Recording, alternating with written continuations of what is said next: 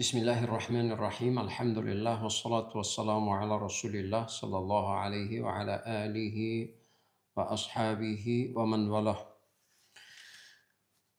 السلام علیکم و رحمت الله و برکاته. بینندگان عزیز و گرامی، قبل از همه در آغاز صحبت من از پروردگار برای همه شما عزت و برکت و سعادت ابدی رو با دعا تمنا میکنم. خداوند عزوجل همیشه عزت برکت و سعادت ابدی نصیب روزتان بگرداند. و اشتباهی که میدونید این برنامه مستقیم شما میتوانید سوالهای دینی خود رو، حالا که دیگر موضوع امروزه ما نظافت و پاکی در اسلام، یعنی نظافت و پاکی و تازگی در اسلام چی مقامی دارد، از نظر اسلام نظافت و پاکی در کدام مقام جای دارد در این موضوع است. اما شما می توانید، یعنی اگر کدام بیرون از موضوع هم در اخیرای برنامه شما می توانید سوالای دینی خود رو پیشکش کنید و جواب خود رو بگیرید. حالا نظافت و پاکی، ببینید نظافت و پاکی یکی از شرط‌هایی یا که از جزءهایی یا اینکه یکی از رکن‌های اساسی دینداری مسلمان هست. یکی از عمل‌هایی هست که برای مسلمان خیلی مهم و ضرور هست، پاکی و پاکیزگی. و حتی ببینید عبادت‌هایی که در جای بدبوی باشد، یعنی ملائکه ها از بدبویی ها نفرت دارند، برای همین یعنی در جای بدبویی نماز گذاشتن درست نیست. باید که مکان پاک باشد، لباس پاک باشد، بدن پاک باشد، یعنی ظاهر پاک باشد، حتی باطن.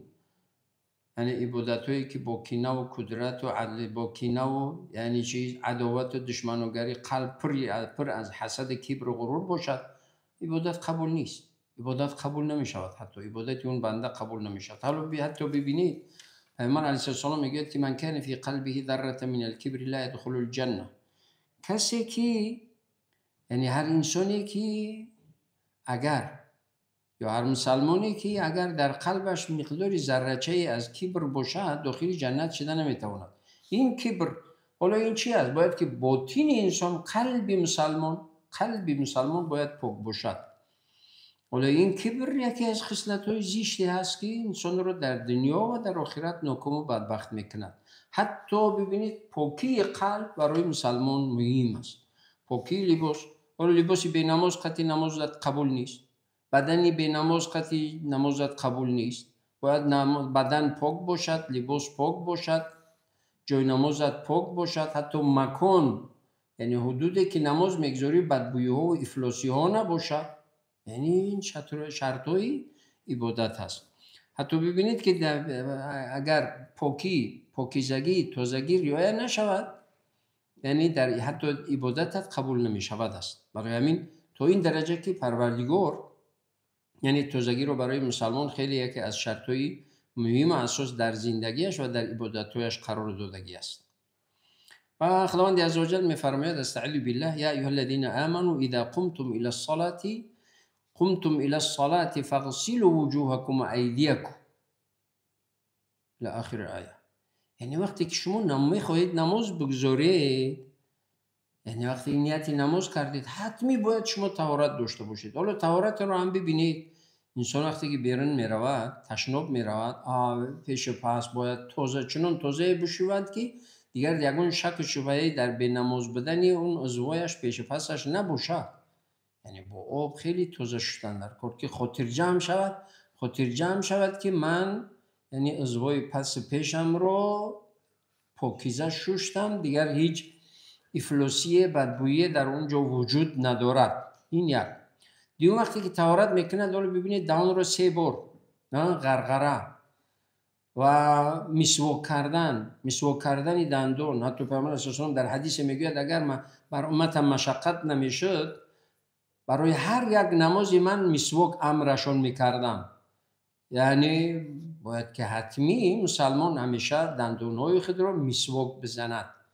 حالا اگر چوبی مسواک نباشد، همین شدکایی که برای دندانشو با خمیره دندان یا به خمیره دندان هم که باشد، دندان رو وقتی که مسواک میکند اگر سنت به جا نمیاد لیکن پاکی به وجود میآید. حتی در رمضان باید که انسان مسواک بزند. حتی در رمضان باید که اگر که مسواک چوبی، یعنی مسواک چوبی ندارد، حالا مسواک پلاستیکی باشد هم، یا که همون شدکای مخصوصی که هست برای دندان، به خمیره، به داروی دندان باید هر طهارت باید که مسواک کنه تا اینکه بدبویی در دهان، بوی بدی دهان رو از بین ببرد.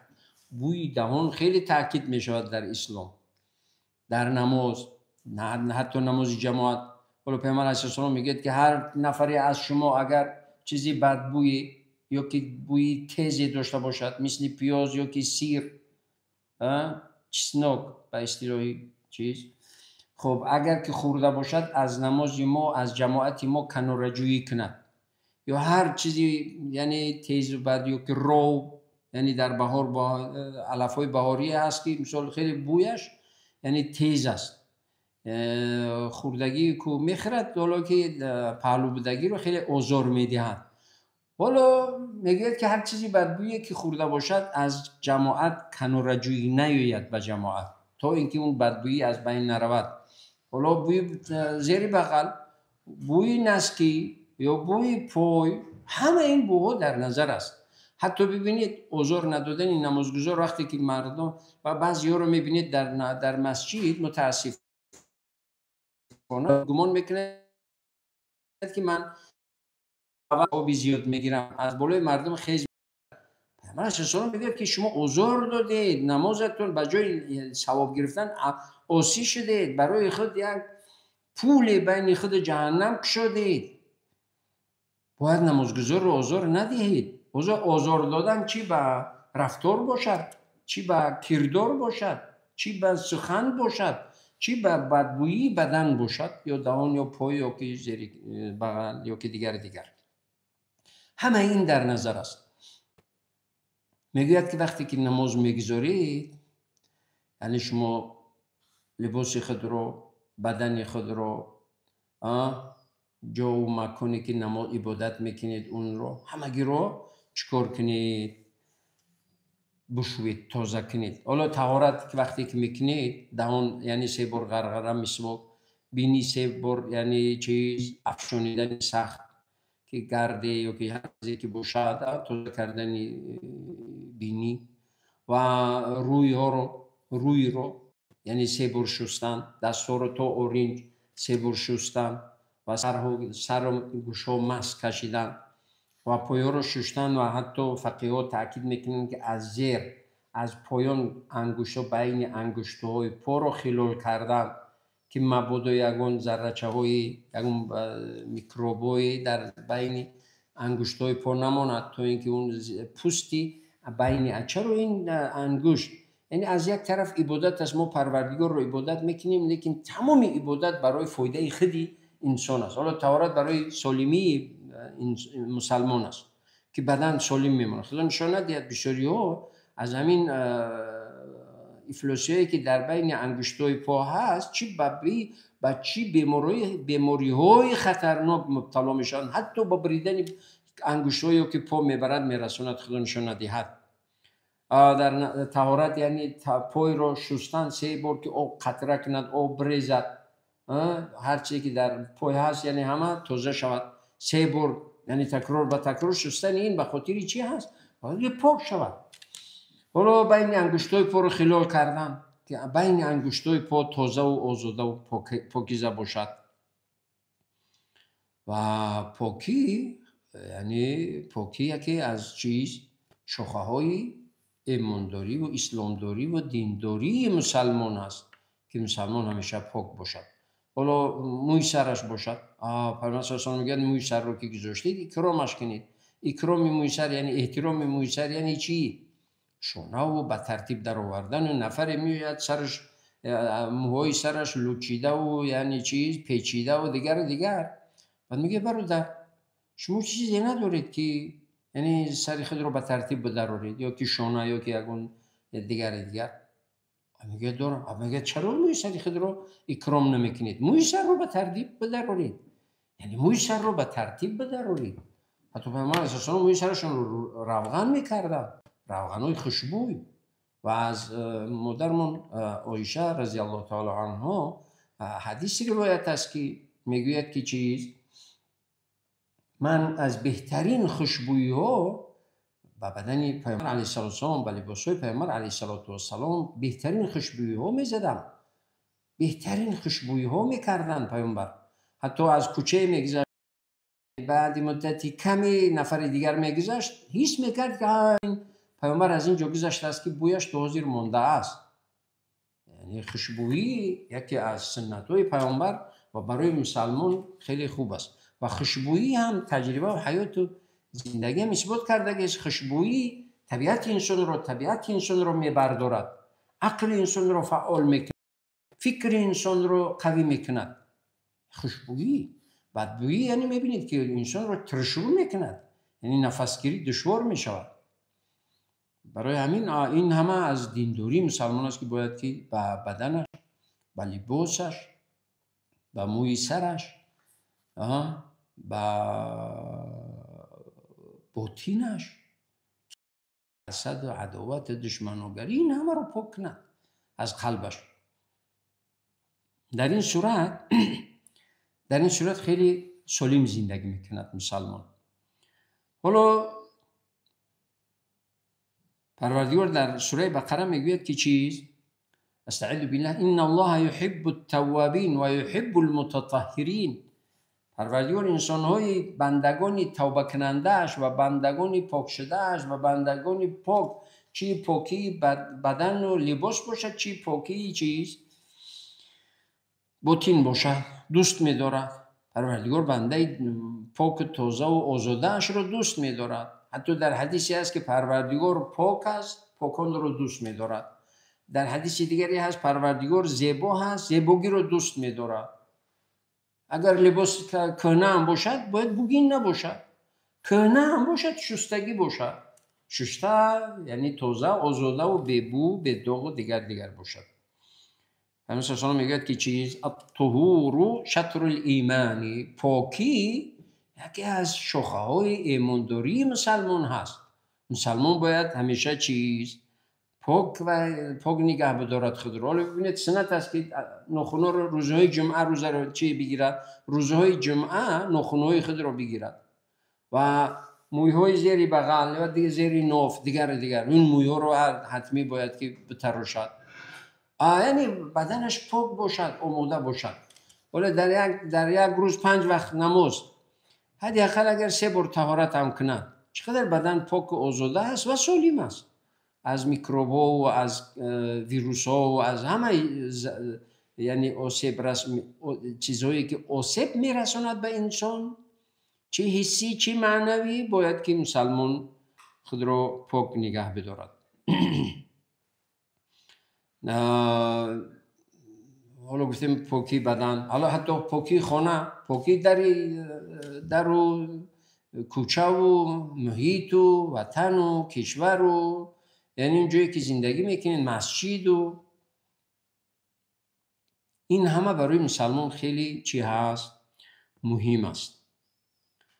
خب و یکی از مهماتی که باید مسلمان اهمیت بدهد پاک نگه داشتن خانه، چرا که بدبویی ها و افلاسی ها، میکروب ها و چیز جرم های زیان آور رو به وجود میارد، بیماری ها رو به وجود میارد. برای همین دین اسلام 1400 سال یا 1400 چند سال قبل تاکید میکند خانه پاک باشد، محیطت پاک باشد، لباست پاک باشد، بدنت پاک باشد. این همه پاکی ها از چی هست؟ از اسلام است. پیغمبر در حدیث میگوید که عرضت علی اعمال امتی فوجدت فی محاسن اعمالها اماطة الاذى عن الطریق. یعنی عملهای بندگان امتان من برای من پیشکش کرده شد و دیدم که از بهترین عملهای امت من این است که چیکار کنم؟ بدی ها رو یا که آزاردهنده رو، بدبویی ها یا خار و خس و چوب و سیم و هر چیزی که باشد، هر چیزی که راهرو رو آزار میدهد، این آزاردهنده از راه برای راهروان رو دور میکند کسی. حالا یک بدبویی هست در راه مردم که راهرو مردم هست، چرا یعنی برای مسلمان تاکید نشود که چیکار نکنه؟ در راهرو مردم پیشاب نکند، یا که در آب پیشاب نکند، زیر درخت پیشاب نکند. چرا که اون زیر درخت نفری میشیند و شاید میوه اون درخت در اونجا بافتد و باید که مسلمان همیشه باید احتیاطکار باشد، تازه‌کار باشد. برای چیز؟ برای بیرون رفتن جای مخصوص است، جای مخصوص برود، تشناب برود. هر جا سر راه، یعنی بدبویی ها یا که راه و زیر درخت و آب و جای جمعیتی و راه رو و این همه من کردنی، یعنی اسلام من کردگی از حرام است. میگوید که پیشاب کنید، یعنی حرام است. چی؟ آسی میشوید، گناهگار میشوید. آسی گناهگار شدید چی؟ ناکام میشوید، بدبخت میشوید. ناکام و بدبختی چی؟ بیمار میشوید، خسته میشوید. باید از اینو پرهیز کنید. و حتی یعنی چیز در لباس گفتیم، پروردگار میگوید استعیذ بالله و ثیابک فطهر، یعنی لباست رو پاک نگه بدار. لباست از بدبویی ها باید پاک باشد، لباست باید همیشه خوشبو باشد. یکی از سنت های پیامبر علیه السلام خوشبویی هست.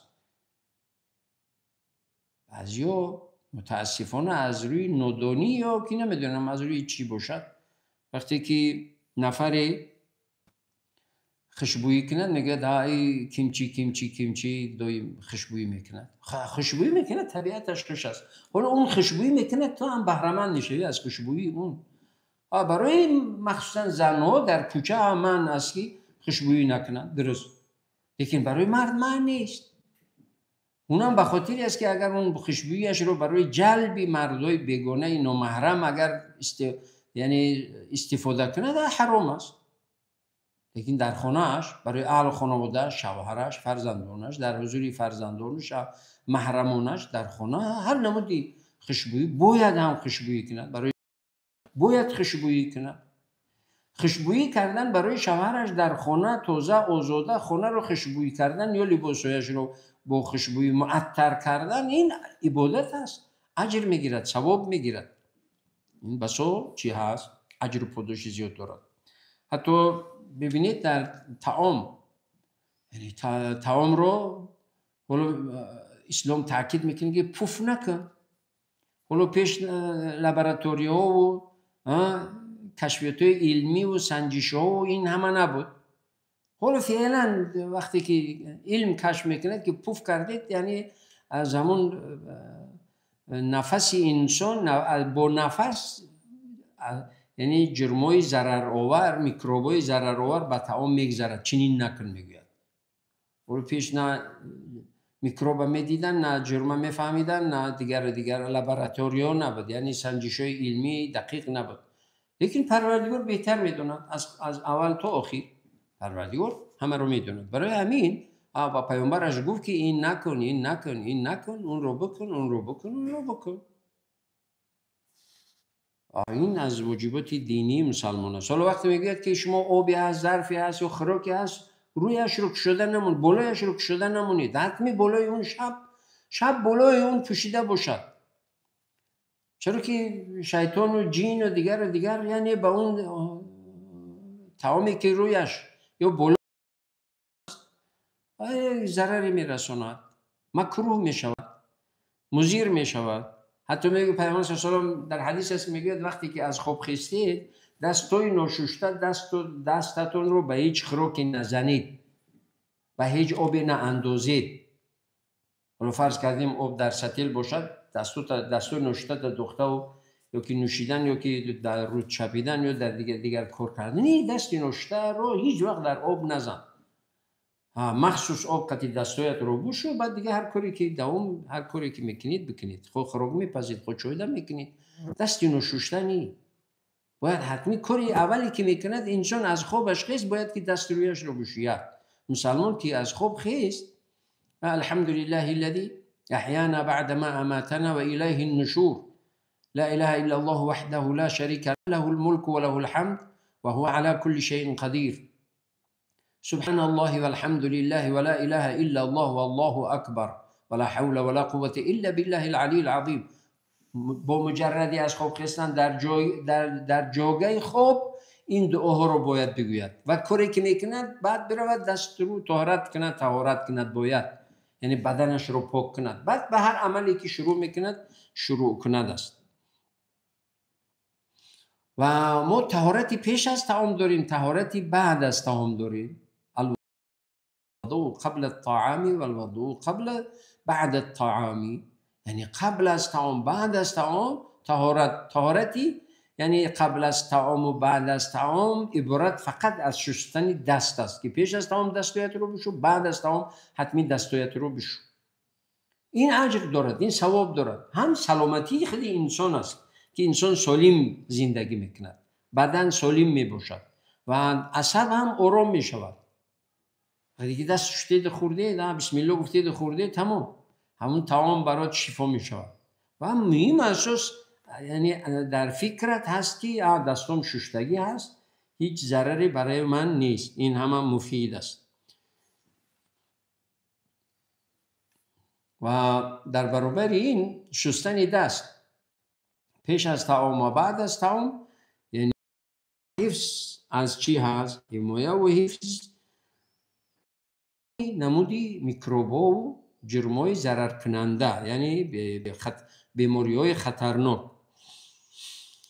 خب هم جسمی و هم چیز حسی و یعنی فکری. باید که مسلمان با این همه باید چیکار کند؟ دقت جدی بدهد. و حتی وقتی که درباره کبر پیامبر در مجلسی با یارانش صحبت کردن، گفتن کبر یعنی برهم دهنده انسانیت و انسانیت و شخصیت و حیثیت و آبروی شخص در دنیا و آخرت است و به ناکامی میبرد دیگر.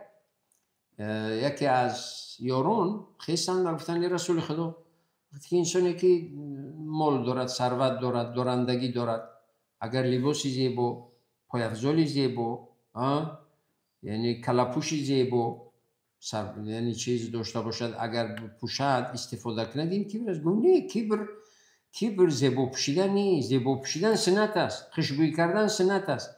کبر کسی را ناجا تحقیر کردن است. کبر حق را قبول نکردن است.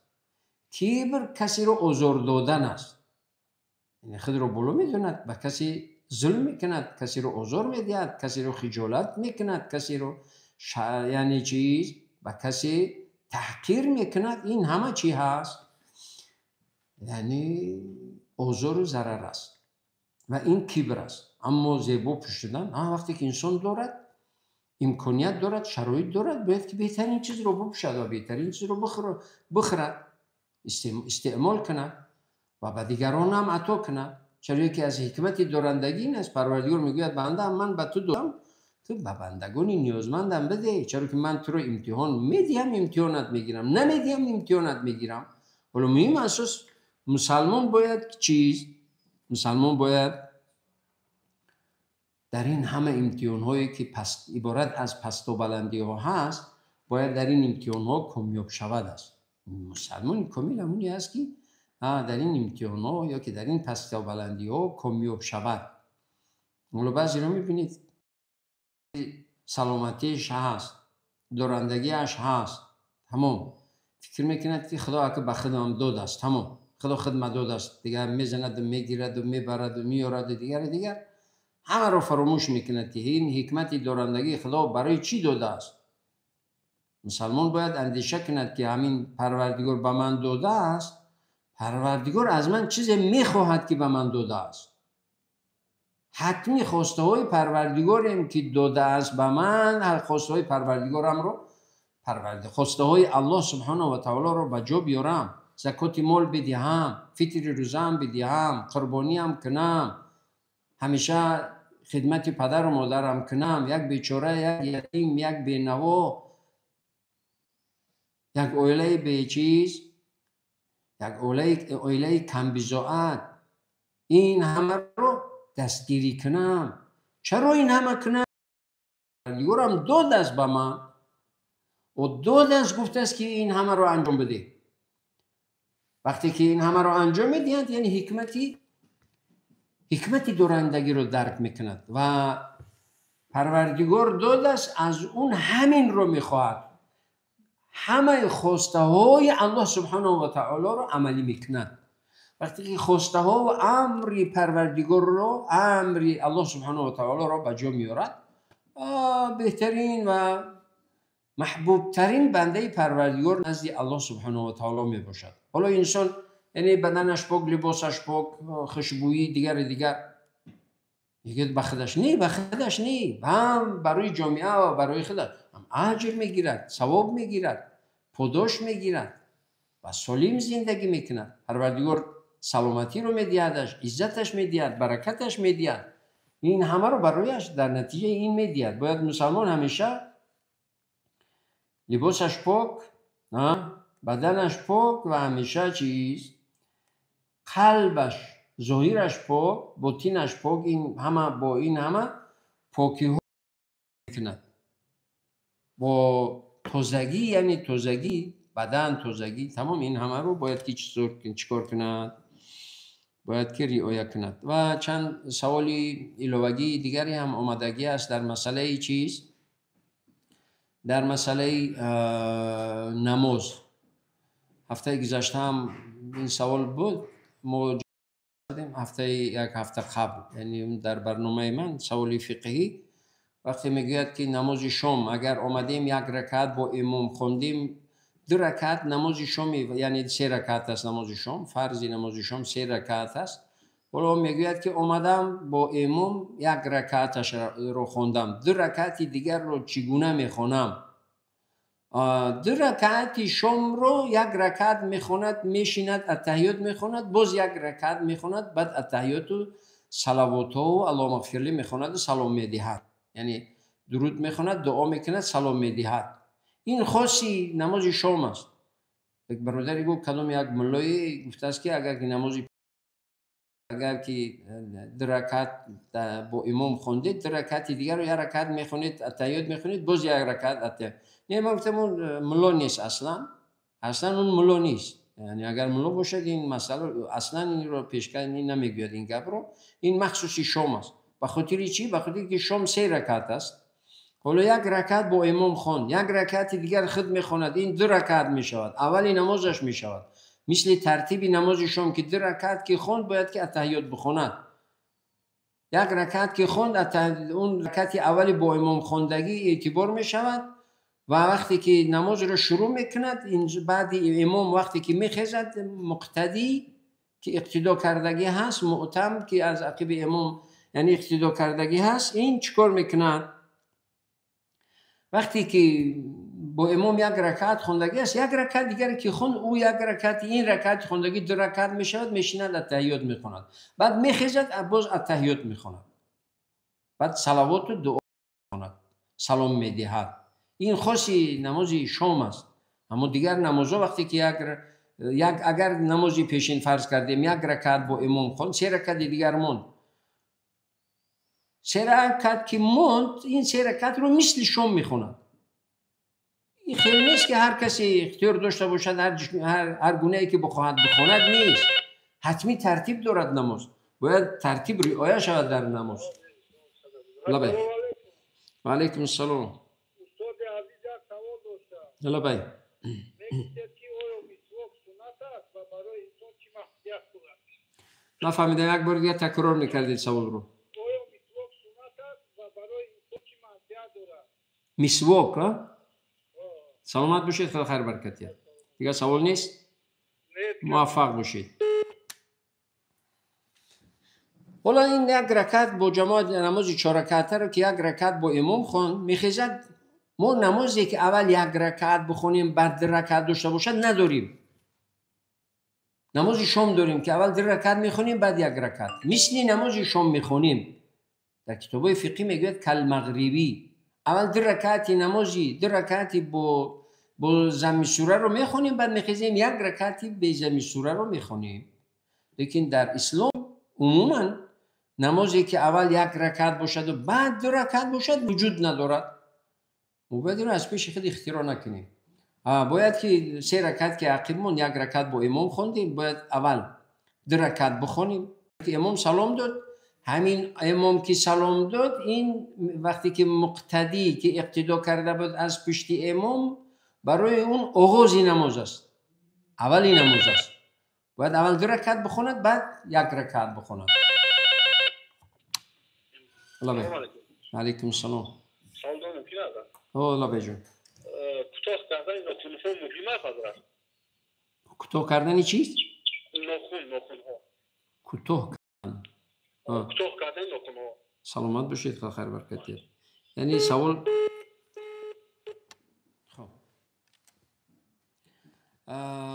کوتاه کردن ناخن اگر در نظر باشد که ناخن را گرفتن، یکی از سنت‌های چی هست؟ یکی از سنت‌های اسلام این است که هر روزی جمعه ناخن رو بگیرد. یا اگر که مثال لبه. سلام علیکم و رحمت الله. علیکم السلام و رحمت الله برکت. حضرت جان نازنین خوبین؟ سلامت باشید، خیر برکت دید. لبه سوال دارید؟ سوال داشتم حضرت. مرحبا. نظافت در اسلام چی معنی دارد و چی معنی میاد؟ از دیدگاه اسلام میفهمونده. خیر برکت. سلامت باشید. موفق باشید. نظافت یعنی چی؟ پاکیزگی، تازگی. حالا گفتیم که اون نفر کبر رو نفهمید، گفت که لباسی تازه و لباسی قیمت گران و دیگر گفت کبر است. نه، لباسی تازه، آزاده، گران. مادامی که پروردگار در حدیثی هست که پیامبر علیه السلام میگوید که خواهند بنده ایش رو دوست می‌دارد که به اون چیز داده باشد اثری داده اش رو ببیند.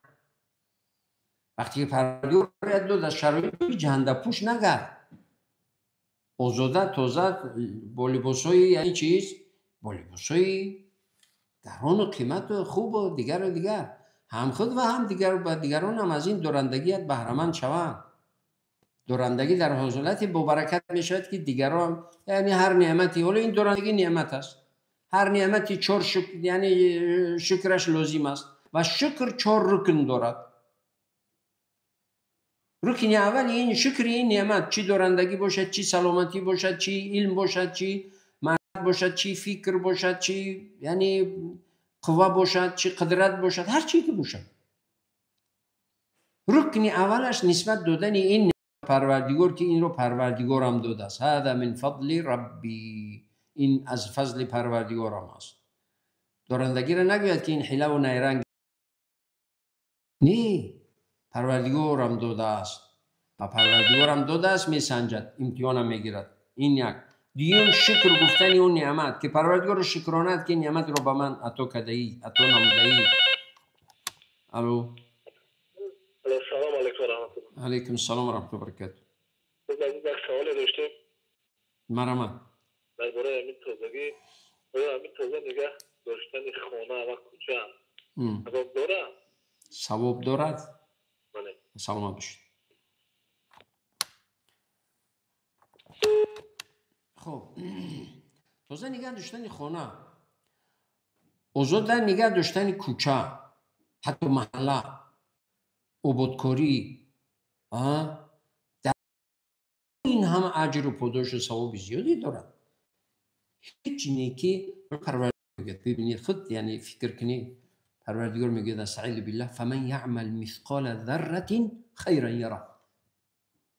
ذره چی رو میگه؟ ذره چیزی رو میگه با چشم دیده نمیشود.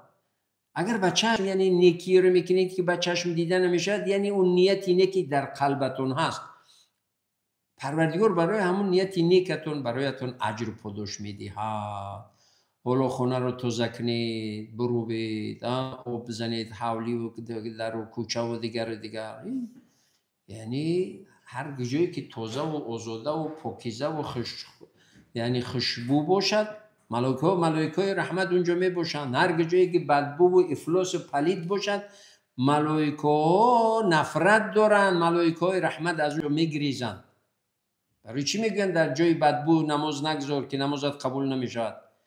چرا میگن لباس بدنت اگر به نماز باشد نمازت قبول نمیشود؟ چرا میگن که لباست به نماز باشد نمازت قبول نمیشود؟ چرا میگن جای مکانی که نماز میگذاری جای نمازت اگر به نماز باشد نمازت قبول نمیشود؟ همه این معنای پاکی و پاکیزگی و طاهری و پاکی رو دارد که این اجر دارد، این ثواب دارد، این پاداش دارد، پاداش به اندازه دارد. ولی زرچه اجر دارد این اجر ندارد. لبه. السلام علیکم حضرت. و علیکم السلام.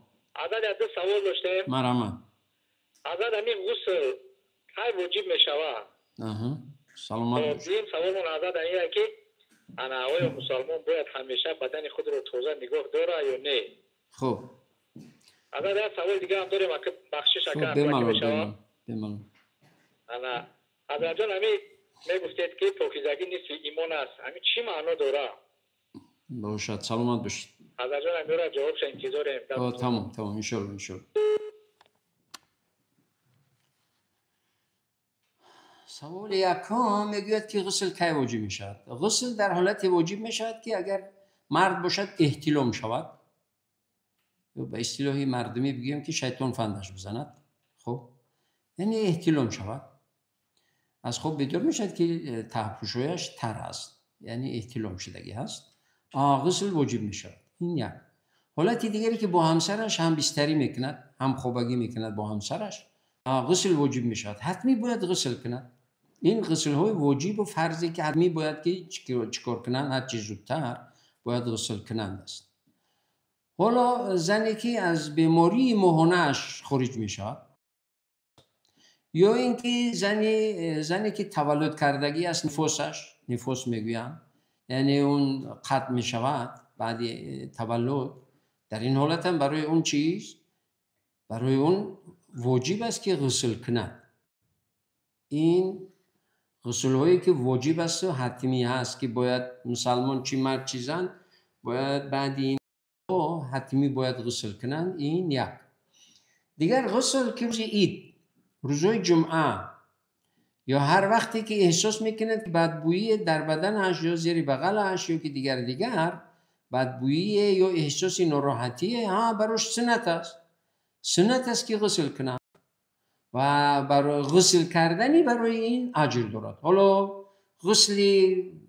غسل با چیز، همخوابگی با همسر، غسل بعدی همخوابگی با همسر، اجر به عدد قطره های آب پروردگار برایش اجر میدهد. به عدد قطره های آبی که غسل میکند پروردگار برایش اجر میدهد.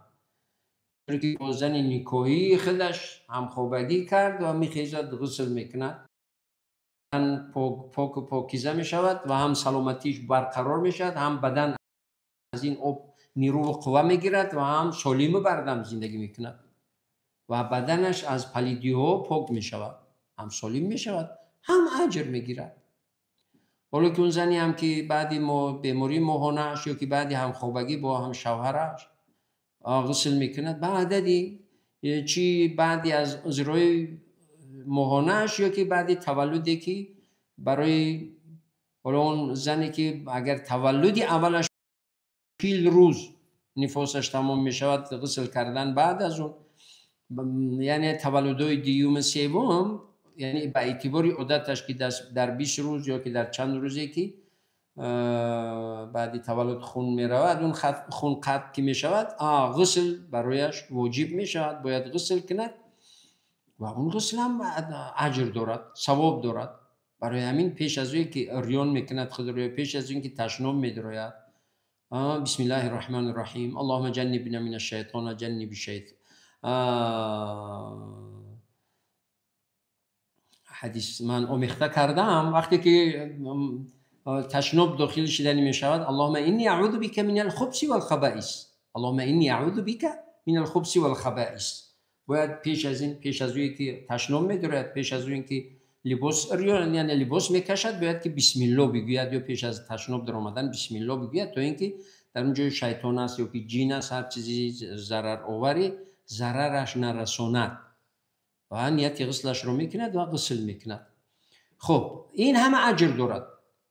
حالا هر کاری نیکی رو که با بسم الله درختی رو بسم الله میگوید میشنونه، تا وقتی اون درخت است، اون درخت برایش اجر است، برایش عبادت است. اون 10 سال 100 سال چند سالی که اون درخت باشد و مردم از اون استفاده کنند، یا که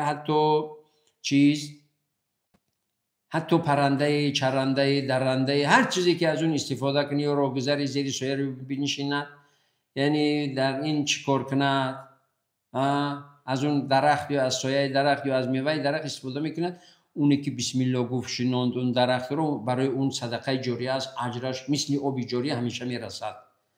یک قصه رمزی هست، نه حدیث است نه آیت، قصه رمزیه که قصه میکنن. در خردسالی هم در کودکی هم شنیده بودم. میگویند که انسانی بیداردل میرود، زیر درخت مینشیند، راهگذری در گرمی‌های وزنین سخت چیله تابستان مینشیند، میبیند که بالا پری پرنده است، همه پرنده ها صدا دارند. بعد میگوید دقت میدهد که چی میگویند، دقت میدهد میبیند که میگویند که پروردگارو، همین نفری که اون درخت رو شنوندگی هست، فرض کردیم عبدالله، پروردگارو عبدالله رو رحمت مغفرت، جایش رو جنت، روحش رو شاد، پروردگارو خیر برکت زیادش بده، پروردگارو خیر برکت زیادش بده. این همه دعا رو میگویند پرنده ها. الو. السلام علیکم دوله عزیز. علیکم السلام و رحمت الله. مرحبا. تیمون در کردم خلاص فهم نشده وجود بشده اینجا از همه کدام روشنی میانداخته. چی در کدام حالت فرض به وجود میشود؟ تیمم یعنی تیمم باشد. بله تیمم کدام وقت در کدام حالت ضرور میشه که تیمم کردن. برکت دیگر سوال نیست؟ خانه تمام دیگر سوال باشه. تمام سلامت باشید. بله. خب حالا میگوید این کی هست؟ میرود دورتر محله بود، میگوید که همون درخت رو کی شنوندگی هست؟ میگن عبدالله خدا رحمتش کنه دو نبی روش هست وزیر. بعد میگوید که همین درخت رو به من بفروشید. میگوید این درخت میبرید، روگذرا یک نفس راست میکنن، میشینن اونجا، یعنی اهل محله از این محله به اون محله، یا که رو در زیر اون نفس راست میکنن. نمیگوید من نمیبرم. هم نمیبرید چی میخرید شما اون درختی که در اونجا هست؟ میگه نه من کار دارم فقط بفروشید. میگن خب شاید که در مغزش خللی هست. خب میگی نه انقدر پول بدی اما درخت از خودت. میگه به شرطی که نبریش. میگه تمام با شرط با قبول شرط. میگه من نمیبرم لیکن هم درخت رو با من بفروش. این بیداردل میاد وقتی که به نبیرگان اون مرحوم پول اون درخت رو میدید، چندی که میگویند به اون پرداخت میکند، میاد میشیند که میگه پروردگارو این بنده‌ات رو خیر و برکت زیاد بده، این بنده‌ات رو کامیاب کن، این بنده‌ات رو در عمرش، در رزقش، در فرزندانش، این همه دعای خیر و برکت میگوید. خشم نشاد میگه الحمدلله کاری خوبی کردم. میرود دوام سفرش، از سفر باز برمیگردد، میاد میگوید خوب گوش کنم این دعای پرندگان رو در حقم. میاد که باز در حق همون اول شنوندگی، یعنی دعا کرده ایستادن که پروردگار عبدالله رو رحمت مغفرت جایش جنت دیگر. مهم اساس قصه رمزی هست. این معنی رو دارد که نیکی تا وقتی که هست اجر و پاداشش به مثل آب جاری به صاحبش میرسد. پاک کردن خانه و کوچه و محل و دیگر آباد کردن محل و یعنی جای زیست و کوچه و یعنی چیز همور کردن راه و حالا حتی حدیث گفتیم که یک اوزار میدادگی چی خور باشد، چی سیم باشد، چی شاخی درختی باشد، چی بدبویی باشد، از راه مردم دور کردن. این عبادت است. اجر دارد، پاداش دارد، برکت دارد، برای انسان برمیگردد. هیچ نیکی انسان وجود ندارد، هیچ نیکی که تمام نیکی عبادت است. نیکی چی به خودی باشد چی به بیگناه، نیکی چی به پدر و مادر و چی به فرزند باشد، چی به اکا و دودر و عمه و خاله و نمیدونم که تقا و عمک و دیگر چی به بیگناه. تمام این نیکی عبادت است و تمام عبادت اجر دارد، پاداش دارد، برکت دارد، عزت دارد، سعادت دارد، کامیابی دارد، صاحبش رو کامیاب میکند. برای همین کم نبینید، کم نگیرید. سوال دیگری بود که مسواک آیا چی هست؟ سنت است. مسواک یکی از سنت هست. حتی پیامبر صلی الله علیه و میگه که چی هست؟ مسواک پاکی چیز دهانت هست که بدبویی رو حتی علم اثبات کردگی است. فعلا بعد 1400 چند سال علم اثبات کرد که مسواک ریشه های دندان رو مستحکم میکند، دندان درد رو از بین میبرد. مسواک، چوبی مسواک مفید، حتی که فایدهش تا گرده ها رو میرود تأثیر میکند. فایده چوبی مسواک سنت است، یکی از سنت پیامبر علیه السلام است. پیامبر علیه السلام میگه که مسواک پاک کننده دهان است، راضی کننده پروردگارت است. پاک کننده و راضی کننده پروردگارت است. و پروردگار همه بندگانش که همیشه پاکی و پاکیزگی تازگی مسواک میزنن، پاکیزه میکنن، خوشبویی میزنن. این گونه بندگانش رو پروردگار دوست می‌دارد. پروردگار پاک است و پاکان رو و یعنی همیشه تازه آزاده خود رو تازه و آزاده، خانه خود رو تازه و آزاده، کوچه خود رو تازه و آزاده نگه دارد. پروردگار این گونه بندگانش رو دوست می‌دارد. این عبادت است، این اجر دارد، این پاداش دارد. سوال اخیر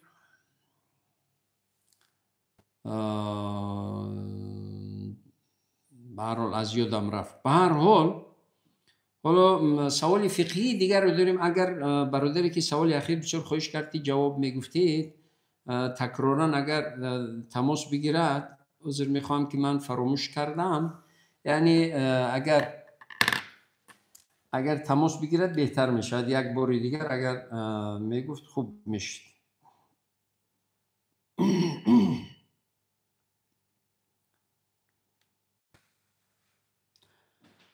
خب اینجا سوال اومده است. در غسل یعنی نیت حتمی هست؟ ما یگون عبادتی به نیت نداریم. حالا با نظر داشته که فقها یا که دانشمندان اسلام یا که مذهب‌های اهل اسلام یا دانشمندان اسلام، فقیهان مسلمان، یعنی چی فقیهانی معاصر چی فقیهانی یعنی گذشته، یعنی در اختلاف در آن دارند که با لفظ یا که با نیت باشد، یعنی با فکر باشد یا با زبان بگوید، مدامی که در جای داخل تشناب باشد که اونجا بدبوی باشد با فکرش نیتی غسل را حتمی کند که من کنم غسل تا اینکه پاک شوم از جنابت و طاعت عبادت قبول شود. ولی این توجیهش اگر که عربی رو نمیدونه، عربی باشد متنی مخصوصی هست. حتمی باید که پیش از چیز حتی طهارت بسم الله باید بگوید. باید که نیت کند، یعنی چی با لفظ باشد چی با فکر باشد.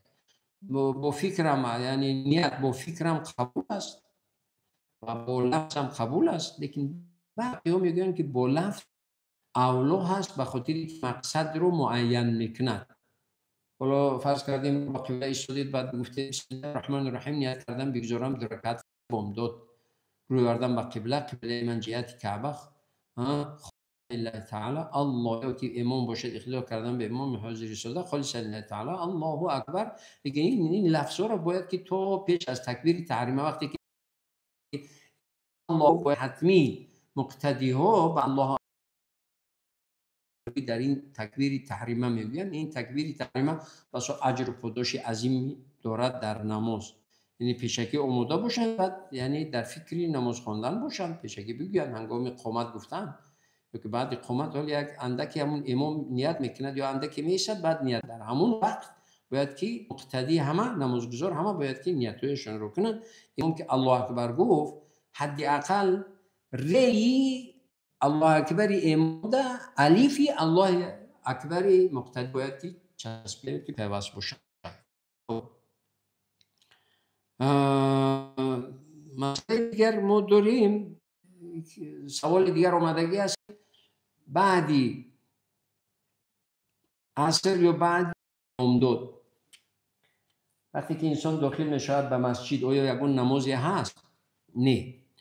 از ابن عباس رضی الله تعالی عنه روایت شده است موافق به مذهب امام ابو حنیفه و امام ابو حنیفه میگه بینندگان گرامی فکر نکنید امام ابو حنیفه چیزی گفتگی است. نه، برعکس هیچ سخنی رو از پیش خود گفتگی نیست. هر سخنی رو گفتگی است از خدا و رسول خدا هست. صاحب شریعت خدا و رسول خدا هست. این قولای صحیح امام ابو حنیفه رحمت الله علیه تمام حدیث رو از صحابی های میگیره که هم فقیه می بودن هم حفظ می دونستن. چه صحابی ها بودن که فقیه نه حدیث رو حفظ دونستن لیکن درک استنباط از اون مسئله نداشتن. امام ابو حنیفه جوجو میکردن که کدام از صحابه که هم فکر دارن هم استنباط دارن.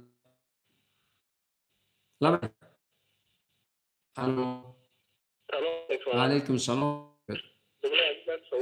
مثلا نماز اگر فقط در راه باشیم ببینیم که اگر رکعت نمازی مثلا نمی شما خوندیم افهمونیم ما چخیل خونیم همین نمازی اگر رکعت خوندیم سلامت باشید.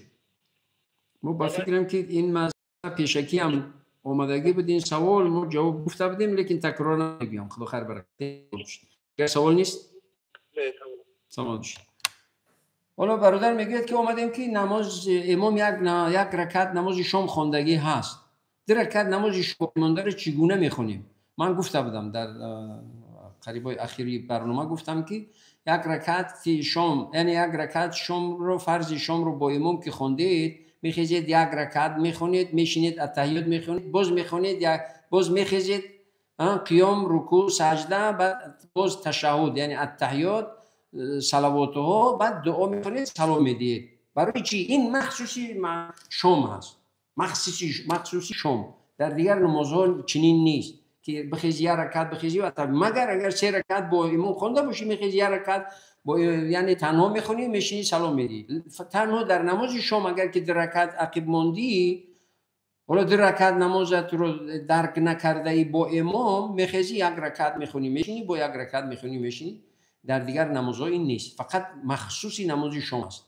به خاطر چی؟ به خاطر که با امام 1 رکعت خوندید اون 1 رکعتی با امام خواندگیتون میخیزید 1 رکعت دیگر میخونید میشود 2 رکعت باز 1 رکعت دیگر میخونید میشینید میشود 3 رکعت مثل شام که اول 2 رکعت میخونید میشینید التحیات میخونید میخیزید 1 رکعت دیگر میخونید میشینید التحیات میخونید میشود نمازتون پره. در این شکلی که دیر ماندگی است 1 رکعت این رکعت رو بینش یعنی التحیات میخونن. در دیگر نمازها وقتی که 2 رکعت باقی مونده باشه 2 رکعت میخیزه 2 رکعت خوند از فرض کردیم خفتن یا که پیشین 2 رکعت با امام که خوند 2 رکعت دیگر میخیزد 2 رکعت میخوند بعد میشیند التحیات میخوند. فکر میکنم که جواب فهمو باشد انشالله. خب در مسئله چی سنت خواندن بعد بامداد یا که سنت خواندن بعد عصر حالا گفتم که امام ابو حنیفه دویم جستجو میکرد حدیث ها را از صحابه های فقیه میگرفت. از عبدالله ابن مسعود اکثریتی حدیث هایی رو که در فقهش استفاده کردگی هست در عبادت ها و در فقهش در مذهبش اکثریتی کلی حدیث ها از عبدالله ابن مسعود است. عبدالله ابن مسعود رضی الله تعالی عنه یکی از فقیه ترین صحابه های پیامبر علیه السلام است. یعنی فقیه از دیگه صحابه فقیه از صحابه غیر فقیه چی فرق میکنن؟ صحابه فقیه است که هم حفظ میدوند هم قابلیت و مهارتی استنباط مسئله از او دارد. حالا گفته است که پیشین 2 رکعت خوندید باز 1 رکعت بخونید التحیات بخونید بعد بشینید التحیات بخونید. ملا نیست کلش کار نمیکند خوب فکرش نمیکند یا اقل کتاب فقه خوندگی نیست کی میدوند پیش کسی چیزی شما شنیده است بعد به دیگران تبلیغ میکند پیشین رو. برای همین امام ابو حنیفه از صحابه فقیه حضرت علی حضرت ابوبکر حضرت عثمان حضرت عمر و خصوصا از عبدالله ابن مسعود یعنی زیاد حدیث رو برای مسائل های فقهیش یعنی همیشه میگرفتند.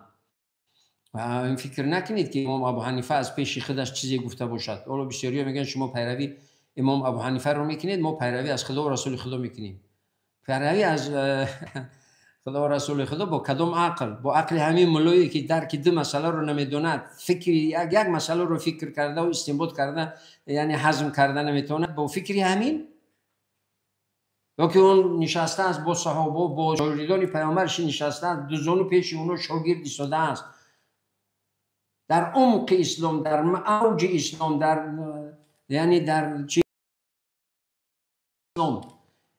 اسلام رو آموخته است، درک کرده است و فهمیده است و تمام مسائل رو، یعنی به عمق مسئله رسیده است و خب دیگر حدیث رو گرفته است، در اساسی گفته‌های خدا و رسول خدا با ما و شما کش کردگی هست.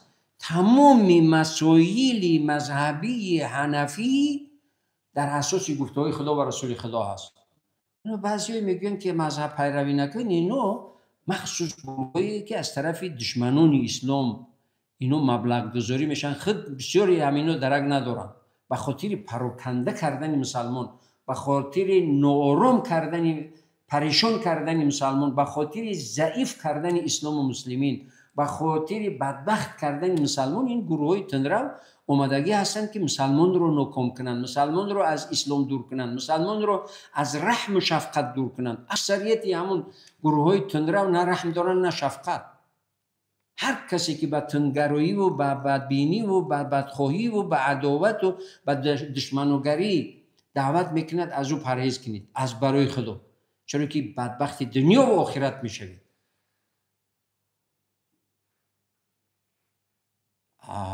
امام ابو حنیفه، امام شافعی، امام احمد، امام مالک، اینا همه رحمت الله علیهم اجمعین دلسوزی اسلام و مسلمان بودن، با تمامی هستیشون، وجودشون، تمامی عمرشون رو در همین استنباط و در گفتگوی حدیث و در استنباط مضمون آیات و در چیز.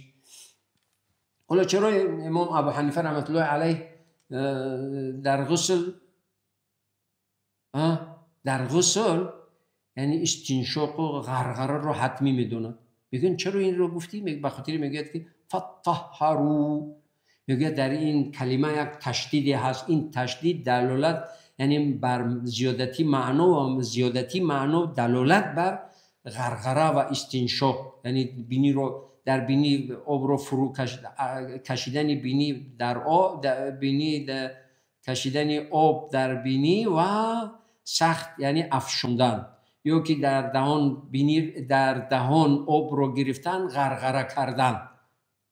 این رو یعنی چی میدونن؟ حتمی میدونن مذهب امام ابو حنیفه. گفتن که از کجا این رو گرفتی؟ گفت که از این تشدیدی که در این یک تشدید وجود، یا که حرف زیادتی هست، هر تشدیدی در حرفی معنای هر تشدیدی در یک کلمه معنای از یک حرفی هست. میگه همین زیادتی همین حرفی در همین کلمه دلالتی بر یک معنا میکنه و این معنا دلالتی بر چیز؟ غرغره و استنشاق میکند. لبه.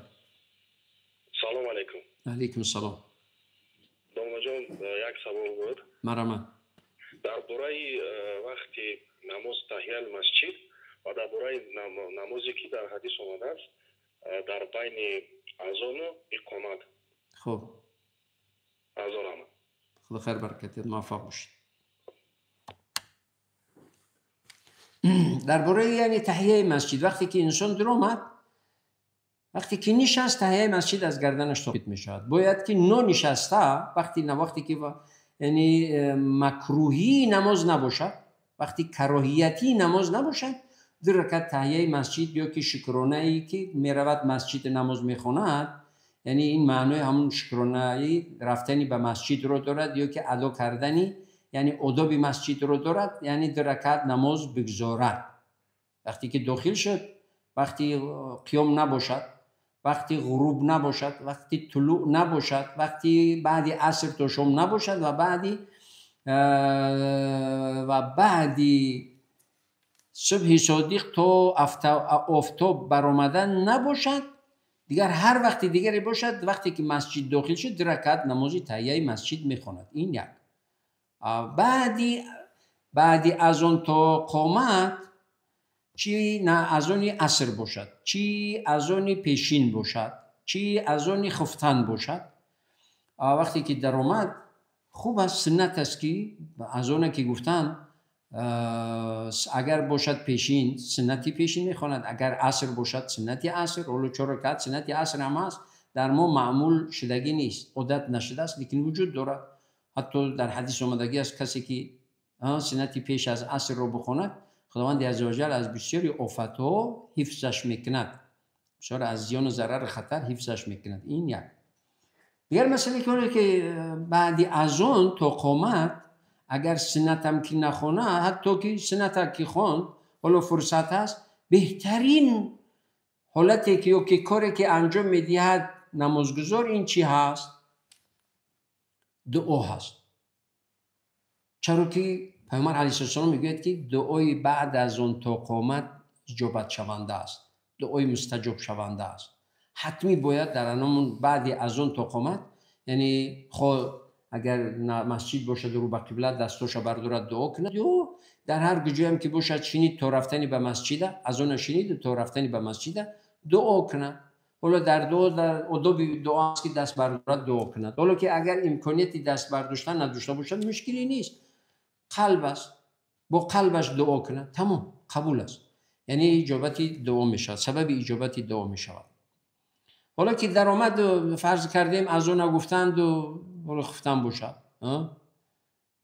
حالا ما اینجا حدیث را عصر تا شام از پیامبر علیه السلام امام ابو حنیفه حدیث روایت کردگی است که بعد عصر تا شام دیگر نمازی سنتی وجود ندارد و بعد از صبح صادق تا غروبی تا طلوع آفتاب غیر از سنت و فرضی بامداد دیگر نمازی نفل وجود ندارد یا سنتی وجود ندارد. سنتی بامداد میخواند، اگر سنتی بامداد خانه اش خونده باشد میرود فرض رو در مسجد میخواند، اگر سنت رو در خانه اش نخونده باشد داخل مسجد شد رکعت سنتی بامداد رو میخواند و با امام نمازی فرض رو ادا میکند. تمام، دیگر نمازی دیگر نداریم. اما دیگر وقت، هر وقتی که درآمد، وقتی کراهیتی نماز نباشد، وقتی مکروهی نماز نباشد، در رکعت تحیه مسجد میخواند. این سنت ثواب و اجر و پاداش زیادی دارد. و مسئله دیگری که میخواستم تاکید کنم در وقتی خطبه، حالا متاسفانه گاهی میبینید که وقتی که امام میخواید میبروید منبر در روز جمعه، در وقتی خطبه بعضیها گپ میزنند. در وقتی خطبه گپ زدن یعنی چی هست؟ گناه هست، حرام است. حتی سنت خوندن اجازت نیست. لیکن فقیها میگن که اگر مبادا 4 رکعت سنت جمعه رو نیت کردید که امام منبر برآمد یا اذان دوم رو گفتن، حالا همون 2 رکعت اولش که خوندید سلام بده و خطبه رو گوش کن. اذان دوم وقتی گفته شد، بعد اذان دوم دیگر سنت باید خونده نشود. باید همه آمادگی به گوش کردن خطبه و خواندن نماز جمعه باید آماده باشن. همه دیگر مشغول به هیچ چیز، حتی سخن گفتن ممکن نیست مگر برای خادمای مسجد باشد، باید با اشاره. حالا مؤذن رو اشاره میکنن یا اینکه یگان نمازگزاری یا که یگان نمازگزار رو هم که اشاره کردن شدن که حالا جای خالی هست، باید که با دست اشاره کنن، با زبان یا که با دهان چیزی نگویند که گناه هست. این بسیار مهم است. خب نمازی بعدی گفتم که حدیث از ابن عباس رضی الله تعالی عنه است، میگه الصبح حتی ترتفع الشمس. و از ابو سعید الخدری، ابو سعید الخدری رضی الله تعالی عنه حدیث است که امام ابو حنیفه از اینا روایت میگیرد، میگه که لا صلاه بعد العصر حتی تغرب الشمس، یعنی بعد از عصر دیگر هیچ نمازی وجود ندارد تا اگر آفتاب غروب نکند. یعنی آفتاب که غروب کرد نماز شام است، نماز شام میخونیم، تمام. تا شام موافق مذهب امام ابو حنیفه بعد از دیگر یکون چیز، یکون نمازی نفلی وجود ندارد. خب وقتی ما خیلی رفت و فکر میکنم که برنامه ما به پایان رسید. و در اینجا فکرم که به یک چند سوالی بیرون از موضوع است، وقت تمام شدگی است، با هم جنب بست میکنیم.